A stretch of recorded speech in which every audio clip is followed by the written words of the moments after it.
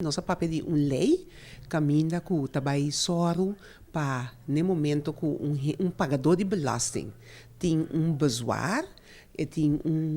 é que apelar ele que o belastingdienst a cobrir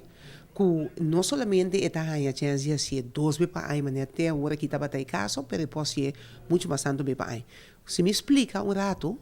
agora que está sendo aqui não ora bom é o papel de belasting vou ir nele vou mandar dentro tem momento que o belastingdienst manda avisar o ela teve tanto sen no momento que você não está de acordo com ele você vai de bezwaar você manda carta dentro você avisa não está de acordo com o que a cobrar-me aqui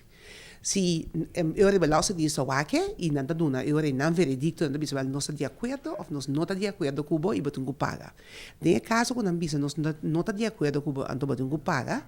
você tem chance mais e aceitar que até agora aqui você pode na Raad van Beroep voor Belastingzaken que menina na corte você vai agora aí e agora aí durante de 2 para ano juiz está handle com o caso então dia 2 na que chega na beurt botar essa hora que não está de acordo com ou não agora que o sistema também cambia agora vira gewoon que o Raad van Beroep voor de Belastingzaken te stop de existir e também gewoon parte de Corte de Justiça e se significa que inter ano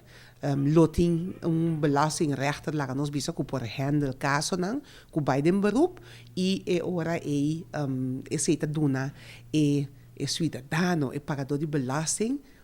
direito que inter ano e por handle seu assunto e mais tempo e põe a seu back dentro dado caso que tem razão. ¿En cuánto tiempo más o menos lo porting es buena noticia aquí para el pueblo de Gozo? Bom, nós passa a lei, trata a lei da Comissão Central e a intenção está para outra semana e nós passa a lei, mas mira que o hopi de fração está de acordo também para a lei aqui que provavelmente está passa seguro, então eu também há que o direito de nós pagador de belasting está vira mais amplo, tem mais chance por exercer o direito e además de parte de fração de par, nós sabemos com ponto também que nós avisa, nós sentimos falta de informação concreta de tipo de casos aqui não seca nós pagador de belasting seca nós habitantes não lo tá bom para no momento que você o formulário de belasting para llenar que já no momento acaba você mira inteiro você precisa qual procedura tá cana e você precisa você tem que vai que hora e handle o assunto então esse aí tá ponto que nós avisa só para junto que documento não é pone a informação aí para assim cada pagador de belasting sabe devidamente que é por verwacht e que está seu direito